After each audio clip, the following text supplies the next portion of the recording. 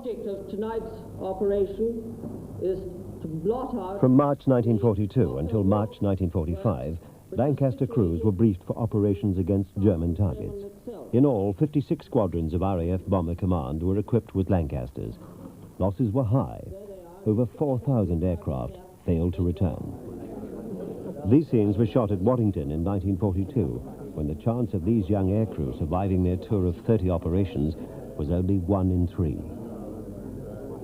Outside, among the Lancasters being prepared, is S. Sugar of number 467 Australian Squadron. Sugar, R5868, was to survive 137 operations and is now permanently preserved at the RAF Museum, Hendon. While still operational, Sugar is fueled with over 2,000 gallons of petrol and 100 gallons of oil, and the final preparations are completed for the sortie. The aircrew, volunteers to a man, come from every walk of life and from all over the old British Empire and Commonwealth.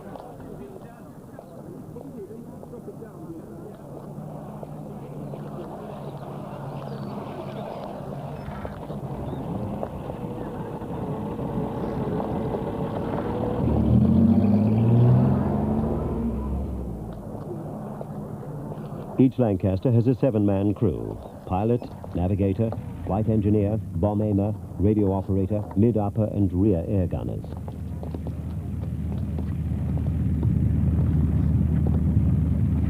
The ground crew plug in the starter batteries to ease the load on the aircraft's internal supply.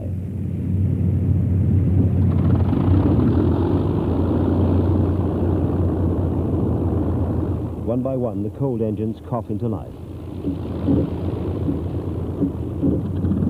As they do so, the engine-driven electrical generators and hydraulic pumps supply the power to the turrets and flap. In the late afternoon, the darkly painted night bombers assemble from distant dispersals. Each awaits its allotted place in the complex sequence that will enable up to 30 heavy aircraft to take off from a single airfield. It is achieved in total radio silence, for the enemy is constantly listening.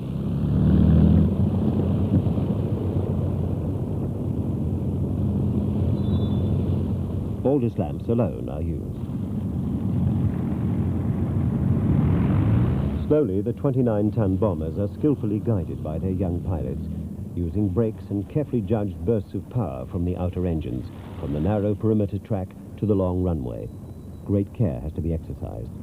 A misjudgment could put a wheel into the soft grass and disorganize the whole meticulously planned timing of an entire raid.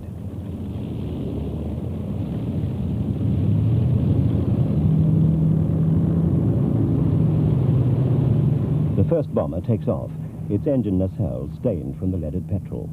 Lancasters tend to turn to port on the takeoff run, the pilots advancing the port throttles to counteract the swing. The rear gunners turn their turrets so that the loaded guns are clear of the aircraft lining up behind them, for the interval between each aircraft is only 30 seconds.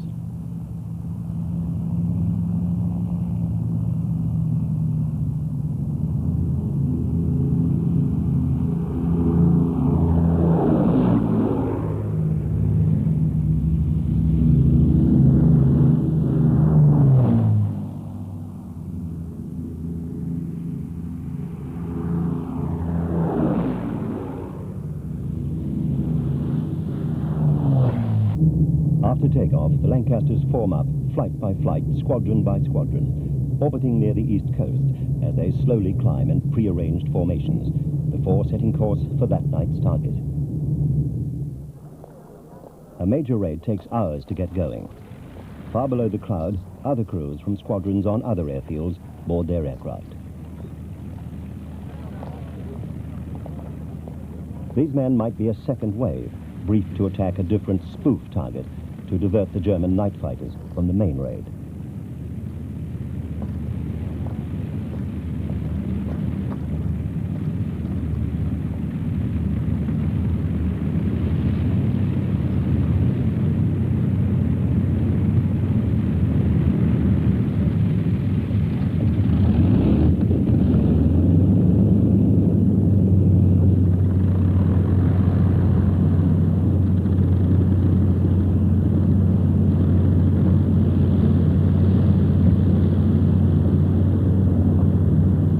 1944, the almost nightly raids over Germany had become a grim battle of deception.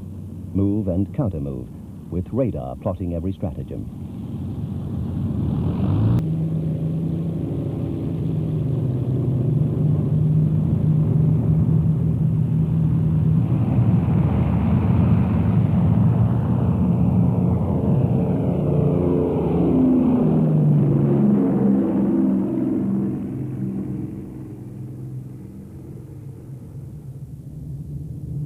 The attack is soon underway as Halifaxes, Stirlings and Lancasters fly over the target, each aircraft at its planned time and altitude for maximum effect.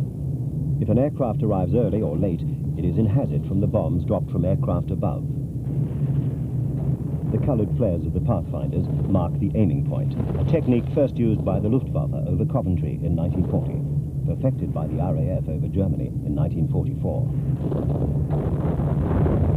Of all the fighting powers of the Second World War, Britain alone perfected the terrible art of concentrated bombing by night. The Lancaster was its most powerful weapon.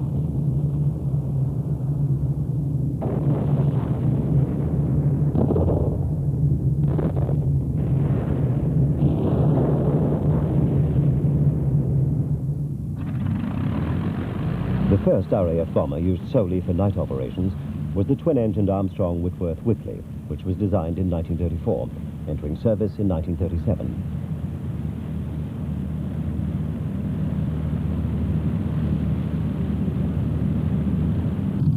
On the first night of the Second World War, Whitleys flew on Operation Nickel, dropping 13 tons of ineffective propaganda leaflets. Though Whitleys took part in the first bombing attack on the German capital in August 1940, by 1942 they had generally been converted into glider tugs and transports for parachutists.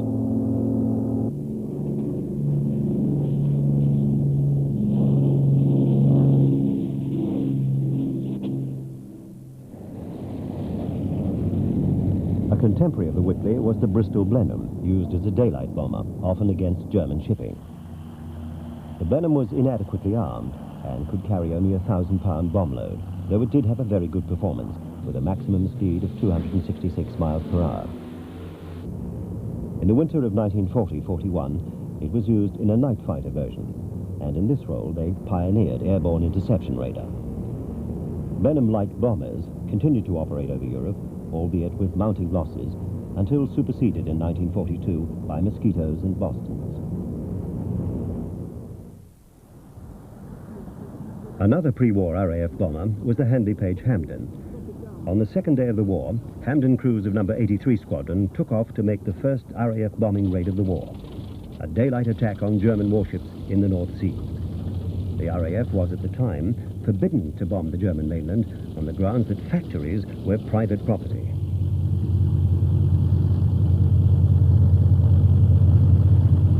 Hampdens continued to be used in daylight until the heavy losses due to German fighters forced the RAF to use this poorly armed aircraft for bombing and mine-laying by night.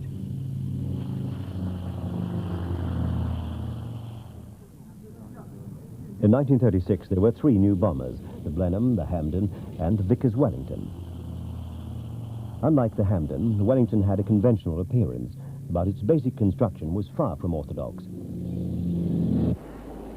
The Wimpy, as the RAF always knew it, used an unusual geodetic construction originated by Barnes Wallis.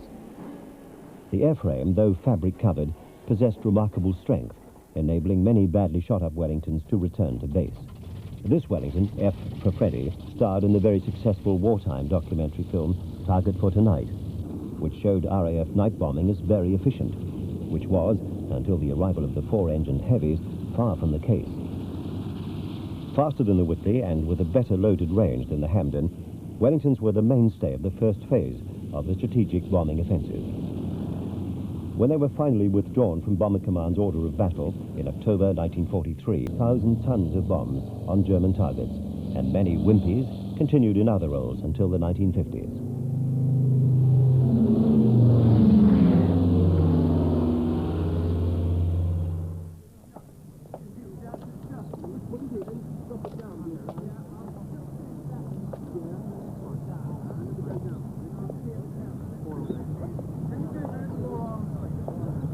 The first true heavy bomber in RAF service was the four-engine Short Stirling.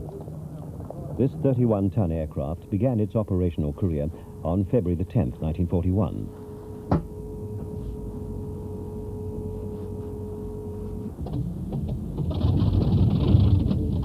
Stirling was flawed, mainly due to the insistence of the Air Ministry, when the bomber was specified in 1936, that its wingspan be restricted to under 100 feet, so that it would be able to enter the then standard RAF hangars.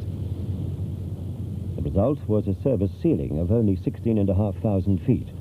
Another unforeseen limitation was a divided bomb bay, which prevented the carrying of bombs over 4,000 pounds.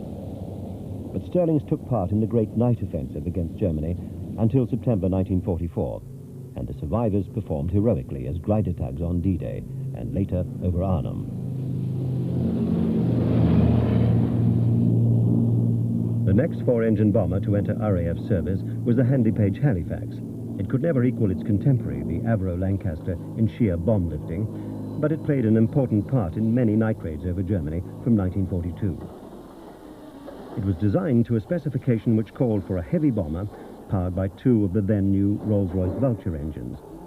Anticipating difficulties with these 24-cylinder, untried power plants, the Handley-Page company prudently revised the design on the drawing board to accept four proven Rolls-Royce Merlin engines. Production was soon underway, following the successful first flight of the prototype late in 1939. Once in service, the early Halifaxes were found to be underpowered and subject to fatal uncontrollable spins, particularly at low airspeeds. But 6,176 Halifaxes were built. They dropped over 250,000 tons of bombs and later served with both transport and coastal commands. The Avro Manchester, the Lancaster's immediate predecessor, was designed by Roy Chadwick to the same 1936 specification as the Halifax. Before the war, when the Manchester had been ordered for the RAF, service airfields were just that, grass fields. To assist the new heavy bomber to become airborne, the Manchester was stressed for frictionless takeoff, and Farnborough actually tested a prototype catapult, although it was never used operationally. The prototype Manchester originally had a twin-fin tail, but the early flights revealed a marked directional instability. The second prototype shows the characteristic central third Manchester fin. Manchesters entered squadron service in November 1940. They were powered by two Rolls-Royce Vulture engines. This complex power unit was to prove to be one of the very few engines produced by Rolls-Royce which were unsatisfactory. Not only did the Vulture fail to produce its design power, it was also chronically unreliable. Manchester losses from engine failure exceeding those from enemy action.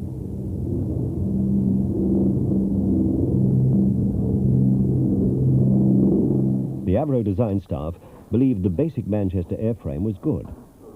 A simple remedy was to replace the engines. The problem was that Rolls-Royce were, by the end of 1940, fully committed to the production of the Merlin, which powered the Spitfire and the Hurricane. They simply did not have the time or resources to develop the radical Vulture into a reliable engine. The main trouble was a failure of the big end bearing.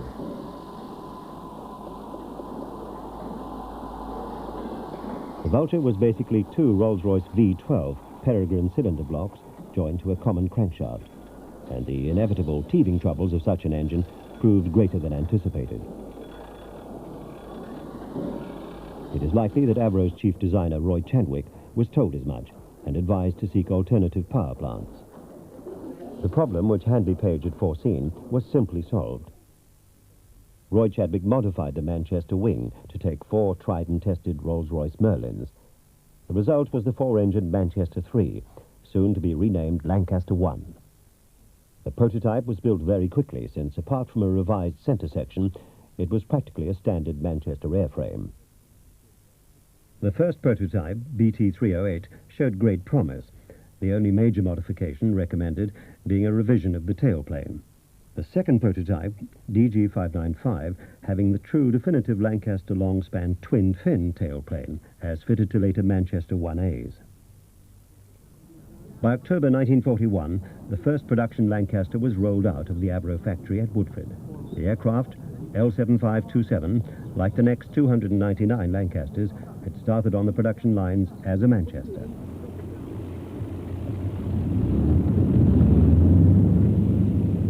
The neatly cowled Merlins on the extended 102-foot wing and the pleasing proportions of the Lancaster gave no clue as to its hasty improvisation, a great tribute to the Avro design style.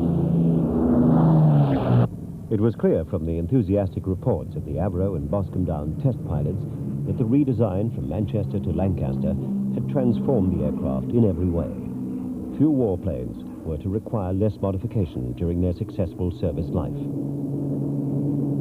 The test pilots and their civilian crews must have found testing Lancasters a pleasant change. Bill Thorne, Avro's chief test pilot, had made no fewer than 5 forced landings testing Manchesters. The Lancaster introduced to the RAF a new crewman, the flight engineer, and did without a second pilot, partly because of the increasing problems of finding pilots, but also a tribute to the forgiving flying characteristics of the aeroplane. After a successful test flight, the first production Lancaster comes in to land at Woodford, the Avro factory airfield, symbolically passing a parked Manchester.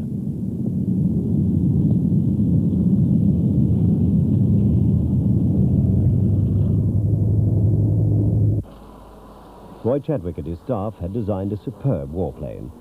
It was a complex aircraft. Each one required 10 tons of aluminium alloy and 55,000 identifiable parts, constituted into 31 major sub-assemblies, which were constructed at dispersed locations under the control of several factories.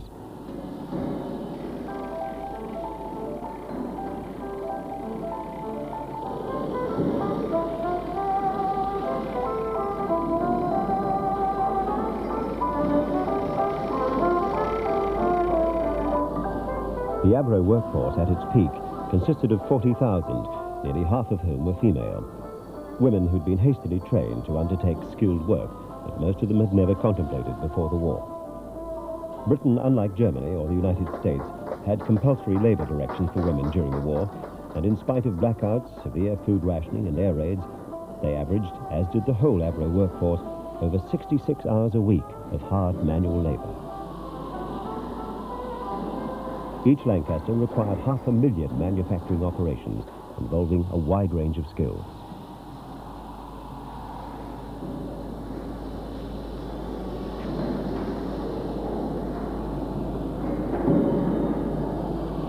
The 4 main fuselage sections were built separately. This made it possible to bring them by road from Cheddington to Woodford, 18 miles away. Here they could be assembled, the miles of electrical wiring connected, and the wings, with their 4 Merlins, married to the complete fuselage. Engaged in the work was not only the parent firm, Avro, but also Metropolitan Vickers and Armstrong Whitworth. Later, Victory Aircraft in Canada also produced Lancasters. In all, 7,377 were to be built.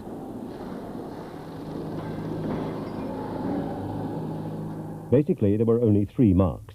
1 and 3 were virtually indistinguishable, but the 2s, a small batch of 300, were powered by Bristol Hercules air-cooled radials as a safeguard against a shortage of Rolls-Royce Merlins.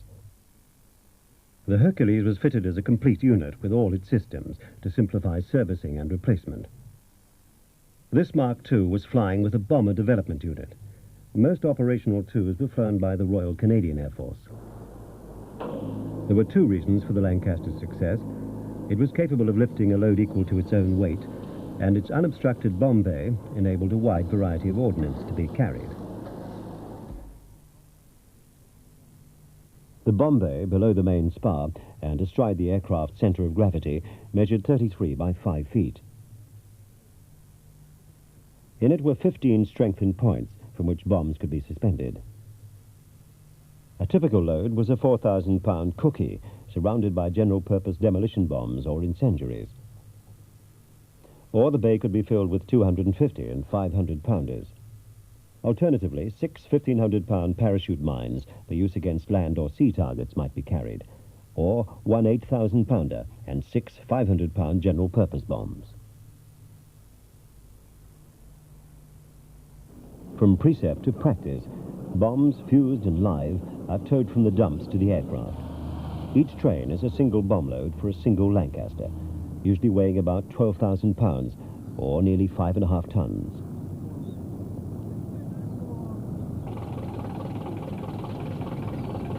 The bomb carriers, which contain the electrical release mechanism, are fitted to 1,000-pound general-purpose bombs. The WAF tractor driver seems to have total confidence in the armourers, though there were fatal accidents during bombing up, several British and American bombers being destroyed. This typical 1,000-pound high-explosive bomb has a small windmill on the tail, which will arm the bomb as it falls from up to 22,000 feet. Carefully, the final bomb is winched up into the Lancaster's bomb bay. The entire stick will be dropped in a precise sequence, each individual Lancaster's bomb load being integrated with those of the other bombers in the raid for maximum destructive effect.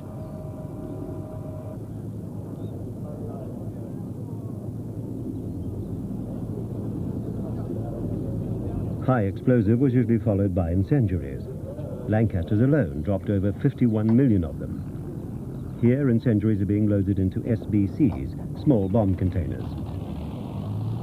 Whilst some aircraft are being bombed up, on others, routine maintenance goes on. There were over 400 maintenance checks, mostly conducted out of doors in all weathers. Wartime aircraft only went into the hangars for major work.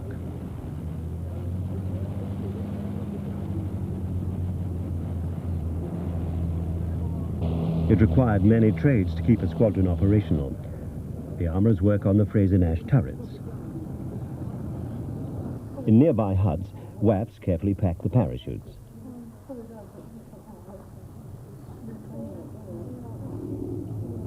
Meteorologists release balloons to ascertain the wind strength and direction.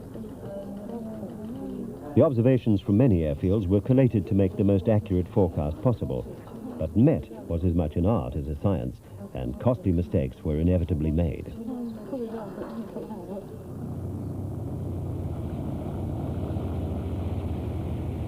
A WAF tractor driver tows a Lancaster back to dispersal. The square markings on the starboard wing show where the dinghy is stowed.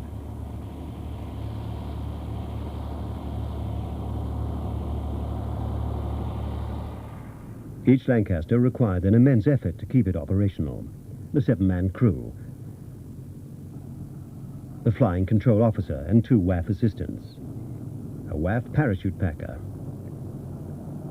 the oil tanker with its driver, the 2,500-gallon petrol Bowser with 2 airmen, the bomb train with a WAF driver and 7 armourers, up to 8 ground flight mechanics, a further 7 specialists. Lastly, the Met man, altogether 40 skilled men and women. In 1982, a sole Lancaster remains on RAF charge, the only airworthy example in the world. PA-474 was one of a batch of 235 Lancasters delivered from Vickers Armstrong between April 1943 and September 1944. Though marked as an aircraft of number 617 Dambusters Squadron, PA-474 was never used operationally. It was issued to number 82 Squadron for photographic survey work over Africa in 1948. It then went to Flight Refueling Limited, and probably survived because it was later used at Cranfield for airflow research, flying with a high-performance wing section fitted to its fuselage like an additional fin.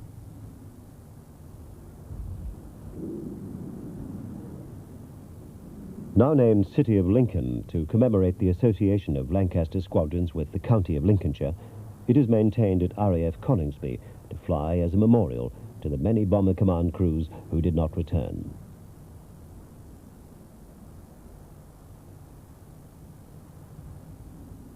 What was it like to fly and fight in a Lancaster during World War II? This film, shot in 1944 at RAF Hemswell, and the 2 aircraft preserved today, give us some idea. The crew positions. Firstly, the pilot, who, irrespective of his or his crew's rank, was the captain. Close by him, his flight engineer, who was usually informally trained by the pilot to fly the Lancaster straight and level. The navigator, who also operated the new radar aids. The wireless operator, who was responsible for all RT and WT communication. The bomb aimer and the gunners.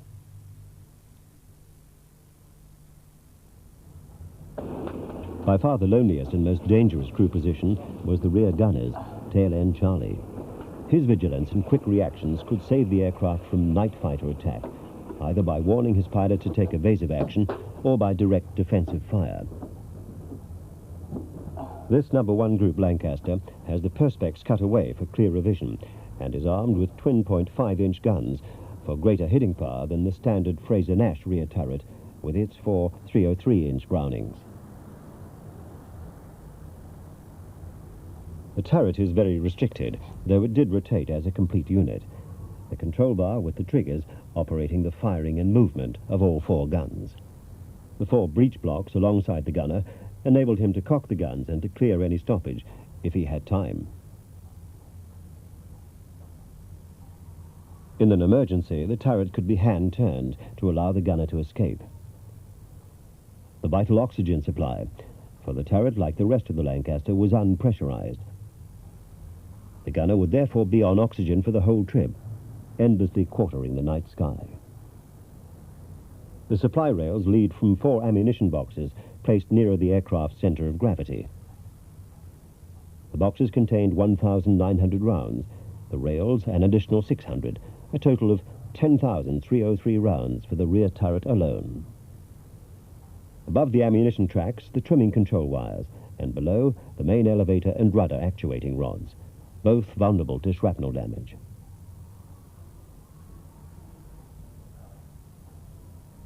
In front of the tail spar, the Elsan lavatory with its accessories.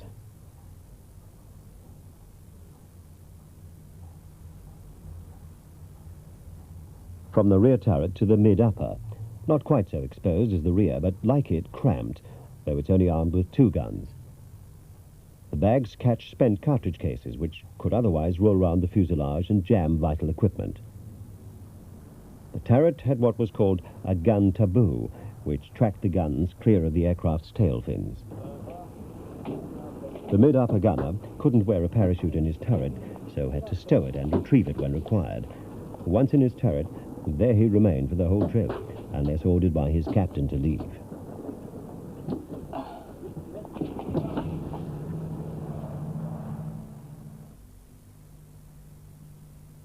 The aircraft was vulnerable to attack from below, a weakness quickly exploited by the Luftwaffe night fighters. The mid-upper gunner's original purpose was to defend the aircraft against beam attack, but although his field of fire was excellent, the turret became increasingly less important. The flight engineer replaces the gunner's step as he and the pilot make their way to the cockpit, checking one of the escape hatches. The Lancaster main spar ran through the center of the fuselage to leave the bomb bay below unobstructed. This enabled the Lancaster to carry enormous bomb loads, but it put a major obstacle between the crew and their forward positions, or their means of escape.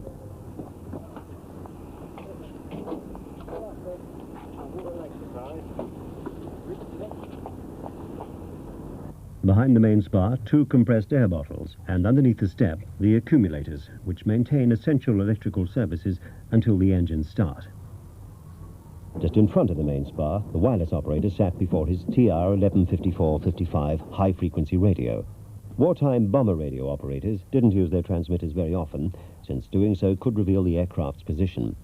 Vari lights were a simple alternative, a method of visual communication, colors of the day identifying friend from foe. But the 1155 receivers were used for operational signals, a selection of aerials being available for long-distance communications. Any transmissions were by Morse code. The receiver had a direction-finding facility from a loop aerial, which the navigator could use to obtain fixes from known radio beacons to check his position. But like star fixes taken with a sextant, the method was never easy and often unreliable. A far more precise navigation and bomb aiming aid was the radar H2S, seen in this once most secret instructional film. The aerial scanner, mounted under the fuselage, rotated, sending out a continuous stream of ultra-high frequency radio pulses.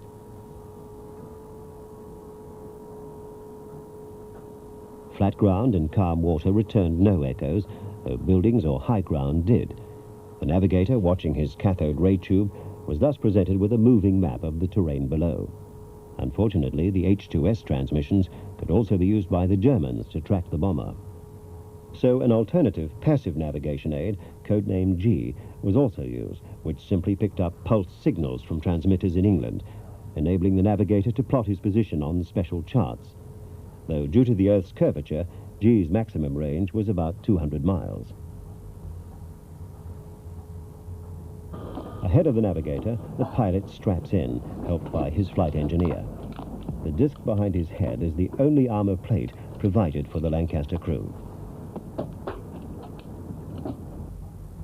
The cockpit of Sugar, with the simple blind flying panel, then common to all RAF aircraft. To the right, the rev counters and boost gauges for the 4 engines. Flying controls for this heavy bomber were manual, not power-assisted. The throttle, mixture and propeller controls. The P6 magnetic compass was only for standby because of the unpredictable deviation caused by the iron bombs. A remote reading compass being the main.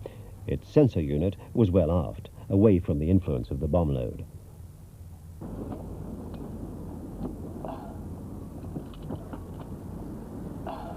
The flight engineer turns to his control panel, mounted on the starboard side of the cockpit.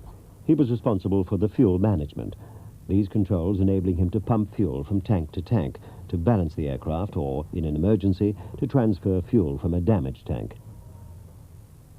The standard fuel tanks on Lancasters were in the wings.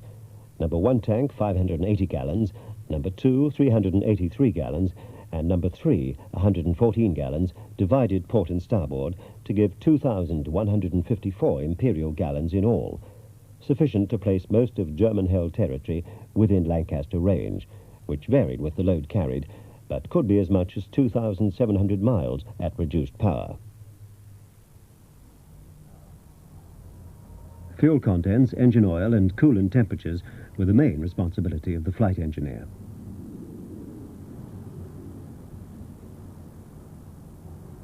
The bomb aimer, later called bombardier, was also the front gunner, but his main function was to locate the target indicator flares and to aim accurately using his stabilized bomb sight.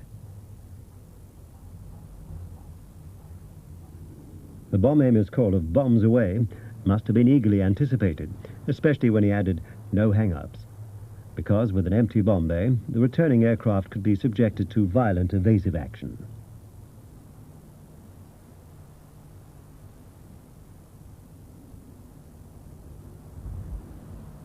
Defensive countermeasures of another kind were also carried. The large aerials on this Lancaster's fuselage are for the secret jamming transmitter, codenamed Airborne Cigar. And after its bombs have gone, the aircraft drops bundles of foiled strips to confuse the enemy radar further. Other special loads included 2 4,000-pound cookies joined together to make a single 8,000-pound blast bomb, or the 12,000-pound, 21-foot-long tall boy, which required some modification to the bomb doors. The most impressive was the Grand Slam, 22,000-pound earthquake bomb. Tall boy and Grand Slam were the work of Barnes Wallace, whose most original weapon was undoubtedly the bouncing dam-busting mine, also carried exclusively by Special Lancasters.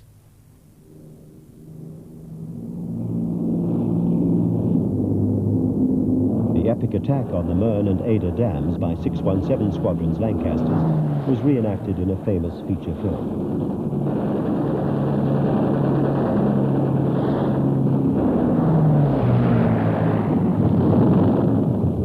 Grand Slam was used in the later stages of the war in daylight attacks on hardened targets. Some 30 Lancasters were modified to carry it. The size of this, the largest operational non-nuclear bomb ever dropped, is apparent. This is the first such attack, that on the railway viaduct at Bielefeld in March 1944. The massive bomb achieved supersonic speed to bury itself deep in the earth before detonating, creating a local earthquake, shaking down the target. Only 41 Grand Slams were dropped.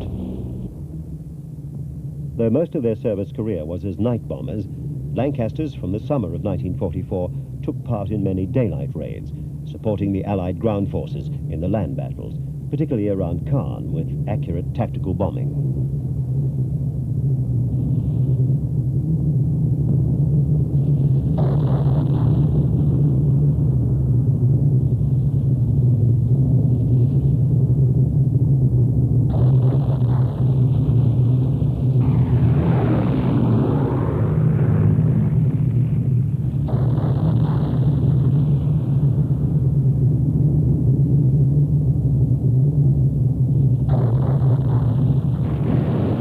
then, the Allied air forces had secured air superiority. Heavy flak claimed many aircraft, including this Lancaster, ablaze and out of control over Normandy, while its bombs detonate below.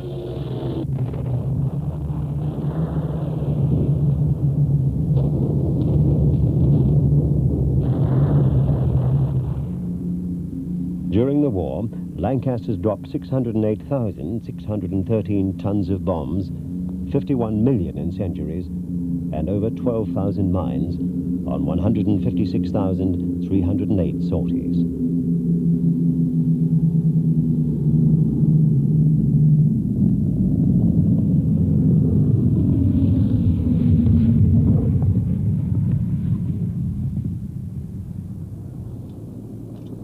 The last flight of an RAF Squadron Lancaster was flown by RAF 325 on October the 15th, 1956, to a maintenance unit to be scrapped.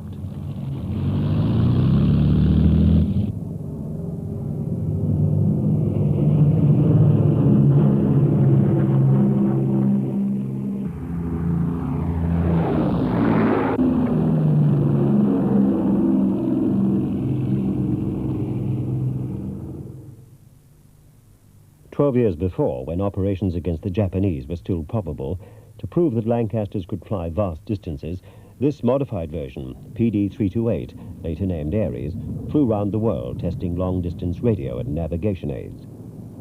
A post-war airliner role for the Lancaster seemed feasible to Roy Chadwick.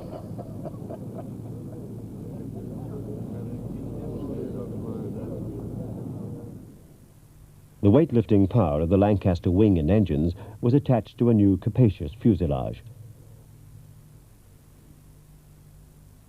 Longer and deeper than the Lancaster, the York needed a third fin, harking back to the original Manchester.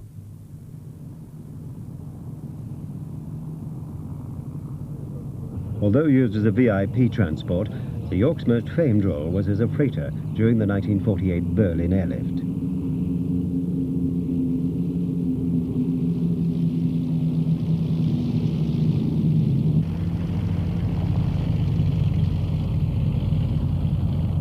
RAF Yorks alone made 29,000 flights.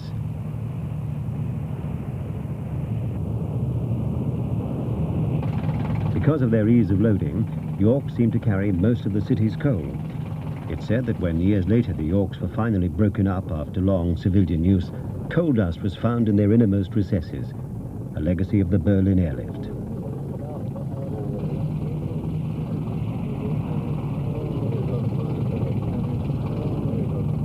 The York was a relatively simple transition from the original Lancaster, and though usually powered by 4 Merlins, it could, like the Mark II Lancaster, also fly with Bristol engines. In September 1943, the Lancaster was again redesigned by Roy Chadwick, this time to an Air Ministry specification which had called for an enlarged Lancaster, capable of operating at up to 35,000 feet. The aircraft was designated Lancaster 4. The general outline of the new bomber followed the original design, though it was larger and heavier. Eventually, it was to receive a different name, Lincoln. The prototype first flew from Ringway on the 9th of June 1944, though the type did not achieve squadron service until 1945.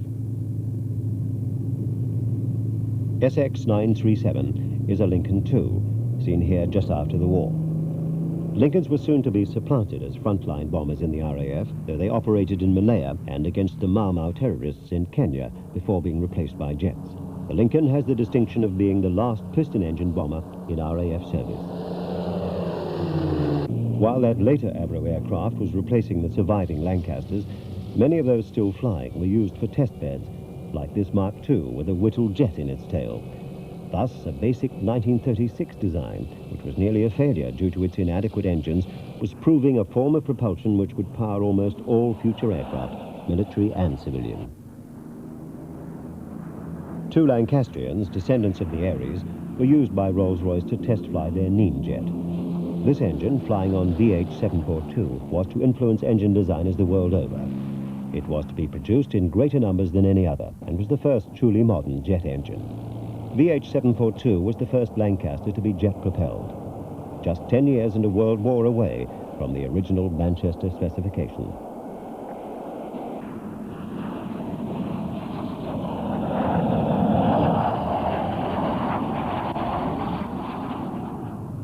The city of Lincoln, the only surviving airworthy Lancaster, spends the summer months flying around the country with the RAF Memorial Flight. Keeping a 40-year-old bomber serviceable is not easy, but its Merlins, perfectly maintained, start without difficulty.